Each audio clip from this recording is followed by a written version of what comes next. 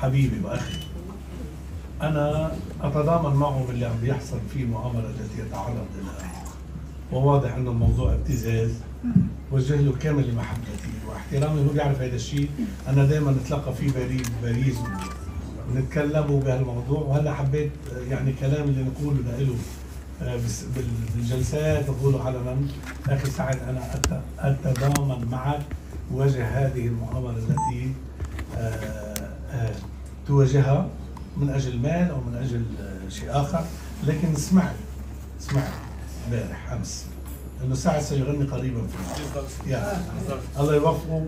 وانا لو كنت يعني قادر ساكون من اول متواجدين، لانه سعد طاقه فنيه رائعه، ولازم يضيع وقته دائما على الفن بدل ما يلهوه بالمشاكل اللي عم تحصل.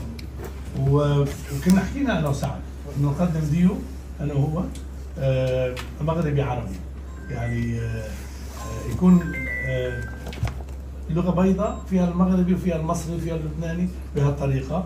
وان شاء الله الظروف لما تيجي سنلتقي، ويعني سنقدم هذه الاغنيه لجمهورنا العربي الكبير، خصوصا انه سعد ايضا يعني يملك جمهور عربي كثير كبير واثبت نفسه، فان شاء الله خير. في